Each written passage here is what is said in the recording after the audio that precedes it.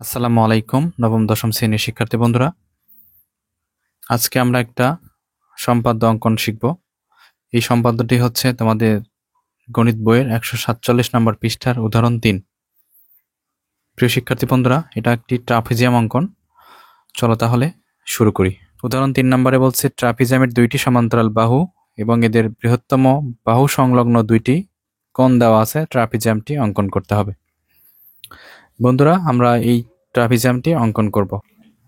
প্রিয় শিক্ষার্থী বন্ধুরা, প্রথমে আমরা দুইটি সমান্তরাল বাহু নেব। প্রথমটা নেব হচ্ছে 8 সেন্টিমিটার, পরেরটা নেব 5 সেন্টিমিটার। দেখো, প্রথমটা নেব 8 সেন্টিমিটার। এই দেখো 8 সেন্টিমিটার একটা নিলাম, একটা নেব 5 সেন্টিমিটার। তাহলে আমরা দুইটা বাহু নিলাম, একটা নাম দেব এ, একটা নাম দেব বি। বন্ধুরা, আমি যেহেতু তোমাদের বইয়ের মতো করে অঙ্কন করতেছি, অর্থাৎ এখানে কোনো পরিমাপ দেওয়া নাই, সেজন্য আমি আমার ইচ্ছা মতো পরিমাপ দিয়ে নিছি। প্রথমটা হচ্ছে 8 সেন্টিমিটার, পরেরটা হচ্ছে 5 সেন্টিমিটার। তোমার প্রশ্নে যেটা দেওয়া থাকবে সেরকম করে তুমি অঙ্কন করে নেবা। এবার দুইটা কোণ আঁকতে বলছে বন্ধুরা, আমাদের দুইটি কোণ আঁকতে হবে। সো তার জন্য আমরা প্রথমে দুইটা ভূমি নিব। এরকম করে তুমি ইচ্ছে মতো দুইটা ভূমি নাও। এবার তুমি চাঁদা নাও। দেখো, চাঁদাতে তুমি প্রথমে একটা 70 ডিগ্রি নাও। আমি আমার ইচ্ছা মতো অঙ্কন করতেছি বন্ধুরা, তোমরা তোমাদের ইচ্ছা মতো অঙ্কন করবা, অথবা পরীক্ষায় যে কোণের পরিমাপ দেওয়া থাকবে সেটাই অঙ্কন করবা। আমি প্রথমটা কত ডিগ্রি অঙ্কন করলাম? 70 ডিগ্রি।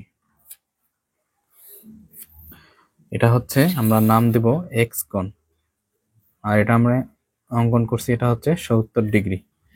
এবার আমরা আরেকটা নেব, একটা নেব 60 ডিগ্রি। দেখি কিরকম হয় আমাদের 60 ডিগ্রি। 70 আর 60 ডিগ্রি, তুমি 80 অথবা 70, 75 যেটাই নাও হবে।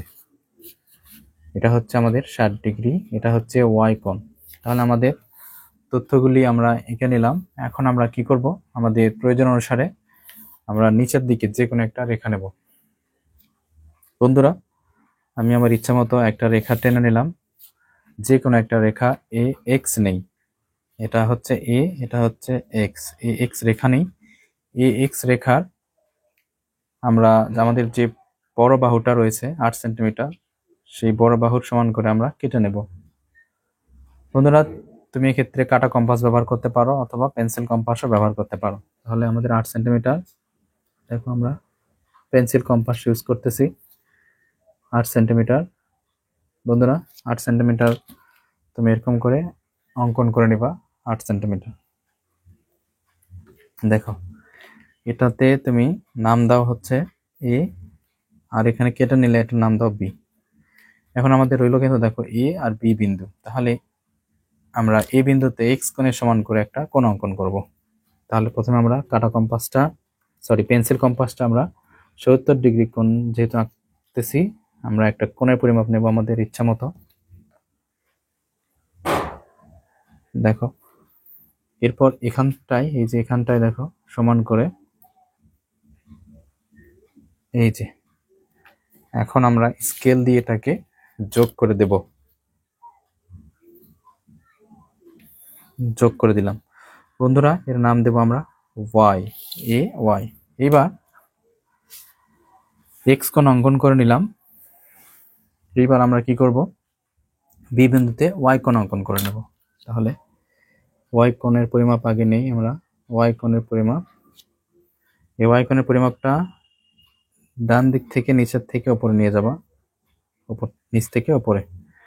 এবার এখানটায় সমান করে কেটে নিবা বন্ধুরা।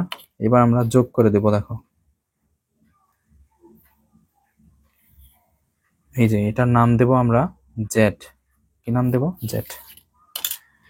এইবার আবার আমরা আমাদের যে এবি রেখাংশ আছে, এই যে এবি রেখাংশ থেকে আমরা কি করব, বি এর সমান করে কেটে নেব।